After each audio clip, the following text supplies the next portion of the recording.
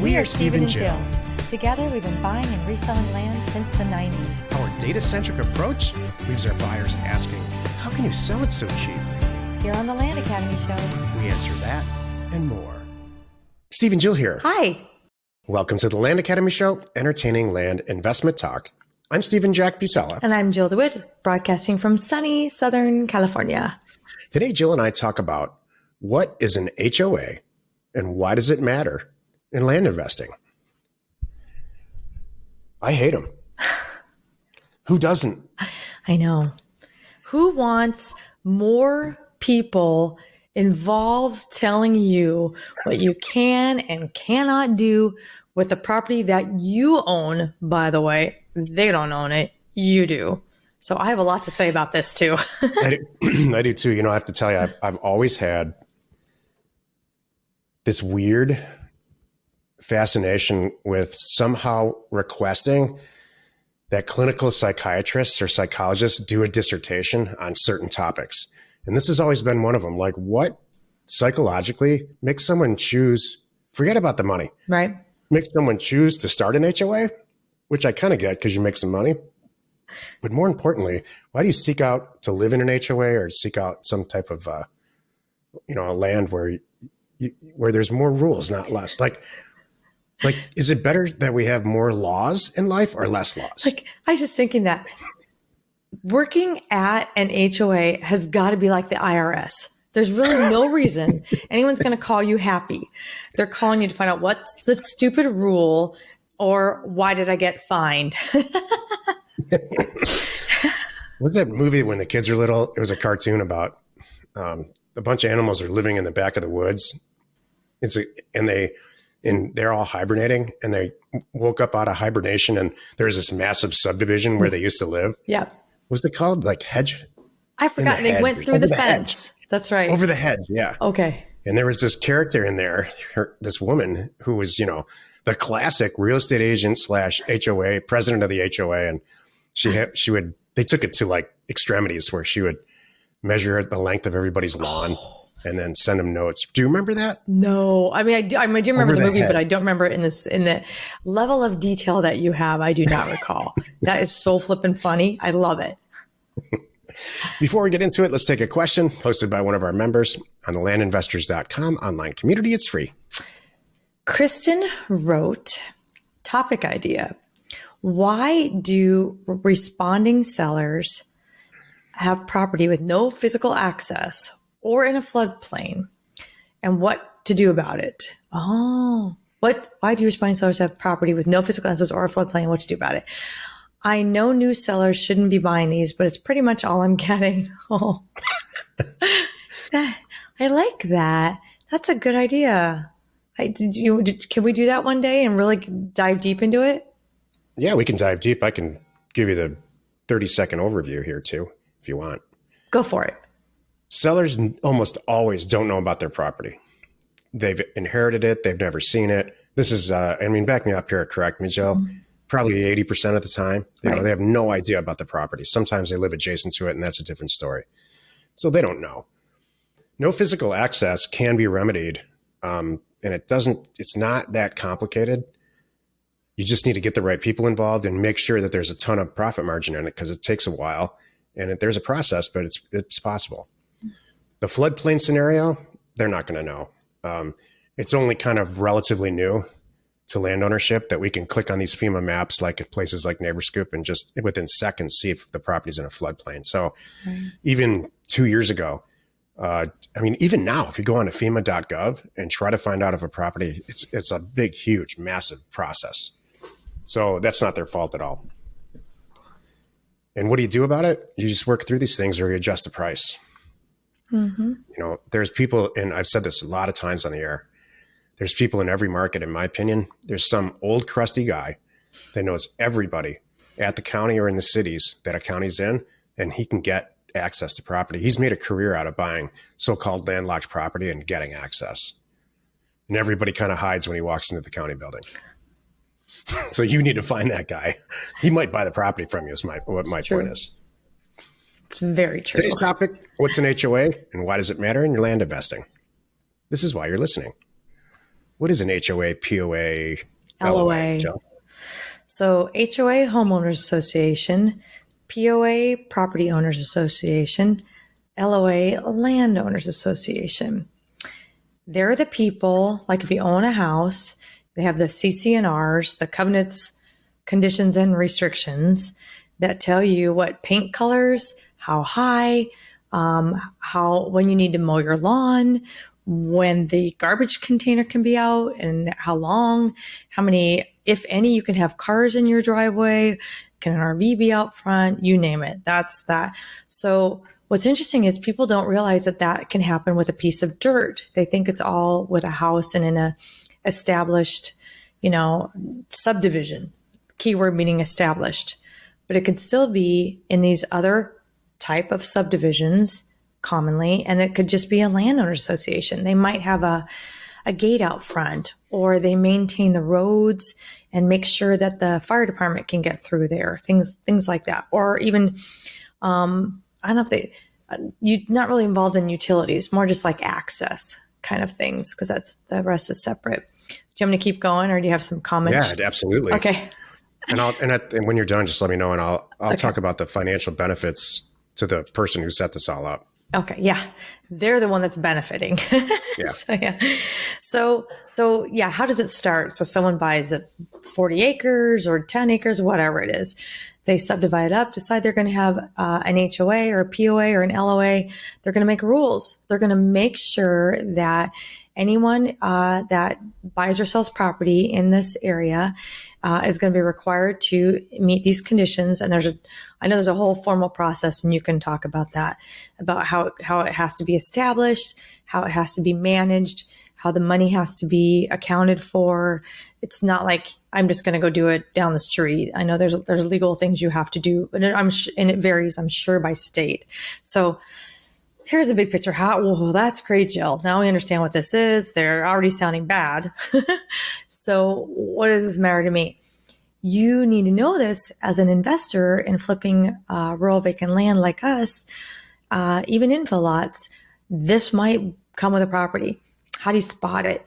Usually when I'm looking through the property details and I spot a subdivision, I'm going to go dig and go, we're in Sherwood Forest Acres. That's going to be a little indication, because it's been, all right, I'm in an area now. It's got a fancy name to it. I owe it because I missed it. You miss it once and you won't miss it again. You just Google it and see if there's an HOA. Call the county. They can tell if there's an HOA. Those are the best ways to find out real quick if there's an HOA. Then if there's none, great. Don't worry about it. Move on. If there is, now I got to I need to reach out to them, get a hold of the documents. And I want you to do this way before you buy the property too, because you just need to know what the conditions are. You don't need to dig deep into it, but you might need to know, like, gosh, is there a time limit to build? That's going to affect my buyer. Are there big transfer fees? That's going to affect if I even want to buy it, and when I sell it, how much does it cost to change the name on it? What are the fees? Is it a monthly or quarterly or annual? Because that can rack up to a lot. I've seen some as low as like $30 annually. Great. No one has a problem with that. To as high as, $300 a month. Now I got something to say. If I'm only spending $5,000 on a property and it comes with $3,000 a month because there's a boat dock at the end, this is going to change things. So I just need to know. And the big picture is the whole point. They're trying to maintain whatever standards for that community, like I described. Usually, I don't necessarily think it's a bad thing. You just need to know what you're getting into. I don't think, now this is personal. Let me talk. There's a personal side and then there's a non-personal side. So in my business, I don't think it's a bad thing. It's going to make sure that, you don't have the property next to you littered with fill in the blank, old bathtubs or cars on sticks. I want to have a nice looking, neighborhood. Even if I'm buying a couple acres, I want everybody who's driving into my ranch it to look nice. So that kind of a thing. And I like the gate. Maybe the gate looks fancy and it did whatever it is. And I like that they maintain the roads. There's other things like that. Or there's a boat dock or things that I get to use. I'm like, this is, now it's worth it kind of thing. Could be a positive. Now, personally, and I know Steven too, I don't really want people to tell me what I do at my house. So, our primary residences are in neighborhoods that I don't have to worry about it anyway. I know we're all on the same page. So it's never, my neighbor is not going to have a purple house. So good. I mean, it's a deal breaking issue for me on a personal level. Right. I would not ever buy a house in an HOA community. Right. Go ahead. Here's the thing. You got to ask yourself, are more rules or less rules better? And depending on how you answer that, and hopefully you answer it really quickly, you're going to know if you're an HOA person or not. The math is this. The financial part of it is this. If you buy a big piece of property and subdivide it down, and you say, hey, if you buy this property, we established an HOA for $25 a month. You got to pay it. We're going to maintain all the roads. You don't have to worry about that. And we're going to put water in and do some other stuff. And so it can be in the beginning, I think it's a pretty positive thing. But after 20 years, nobody's really maintaining the roads anyway. So the person who really wins on these things is the HOA establisher. Right. And so it's just it's a lot like, in Phoenix, they have these little areas of Phoenix that they're called something. California's got this too. But they're not incorporated. There's no government office where you can go there. And like the city of Ahwatukee, Jill, is not, there's no city of Ahwatukee. It's part of Phoenix. It's just called that. Right. Versus like Paradise Valley, which is, there's a place you go there. There's a post office there. If you want to build something, you go planning zoning. And so there's an efficiency. There's a point over the course of my real estate career. It's like, I've heard people really complain about how much local government there is and how unnecessary it is, especially back east. There's a million counties in one little, one tiny state that are so close to it. It's just too much government. It's over-governed. And that's really what I think goes on with most HOAs, not all of them. It's not hard to do the math. Subdivide a property, you've got to end up with 1,000 lots, $25 a month. Right. That's $25,000 a month coming in just to blade some roads with an old guy on a tractor. I mean, it's a pretty good deal for the person who subdivides it. It's true. If you can sell the lots. It's so true. On the flip side, there is I've lived in buildings when I was younger and worked in accounting where there were HOAs in there, like a condo building, high-rise condo building. I'm not so sure that those types of HOAs are bad. If everybody's got the same type of window treatments, the building looks good. Mm-hmm. If everybody in the whole beautiful downtown skyrise building had different window treatments and they were allowed to play their music as loud as it goes all night long, nobody wins there. Exactly. Usually it would be me playing the music, but yeah, back then anyway. We know how that would go. Exactly. That's cool. The world would be a better place in general without HOAs. And if you completely disagree with that, I bet I know which political party you like. You know what's funny? You know what, Steven? I wonder, I would love to see how many new HOAs are even popping up. I wonder, I'm super curious what the builders are doing now for the new areas that they're creating. Because I wonder if it's a thing of the past. I see it as a 60s, 70s, 80s, maybe 80s. I mean, what do you think it was at the height that people were doing this? I got to tell you, Jill, I don't think that anybody does subdivision now without an HOA. Shucks. Darn. Like Anthem, for example, is just a massive Del Webb community, or what's that? The place that's Verado. Mm-hmm. Tens of thousands of houses, and there's an HOA there. I will tell you this as an anecdote. Jill and I have a super good personal friend who also is our real estate attorney in Arizona.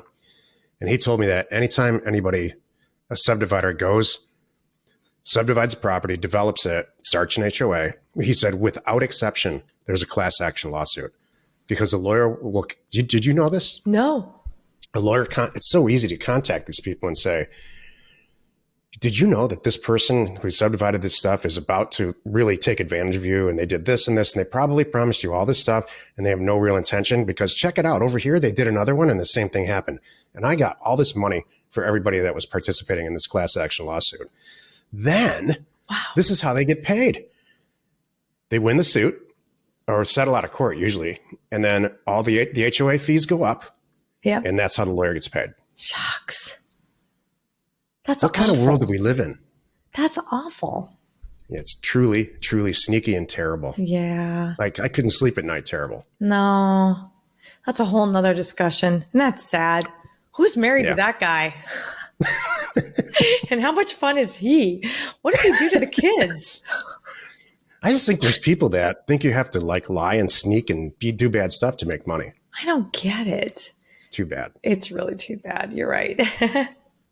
Happy you could join us today. 5 days a week, you can find us right here on the Land Academy Show. Tomorrow, the episode on the Land Academy Show is called Start to Finish Documents Needed to Buy and Sell a Parcel of Land. You are not alone in your real estate ambition. It's called like, you know how sometimes we label the weeks like acquisition week or sales week or get to know your partner week. This is like boring topics that people requested week. That's what I was going to say. This is all sounding like one big throw up from customer service. And they're saying, and they're going to like, all of their emails are going to be reply with watch episode X. I'm not answering this question again. You know, I just got, my Gmail account is connected to our Google, the Land Academy Google presence. Yeah. And somebody just went onto our Google location where our offices are in Arizona. Yeah. And clicked on it and gave us a review. Did you see this? Is it the one I'm thinking of? And the review said this: these two ding-dongs have a YouTube show where they have fun and talk about real estate and everything, but you don't really learn anything and none of it's real. 1 star, bang. That's hilarious. Okay. All right. Okay, That's whatever. Funny. Well, you're right about the ding-dongs part, but I hope you actually are learning something. That's really good. Hey, if you're interested in learning more, because that's what we do, about us, check out landacademy.com. Don't drive there like the other guy, or houseacademy.com. We provide the education, tools, and support you need to be flipping properties like the pros. You go. We are Steve and Jill. Information and inspiration to buy undervalued property.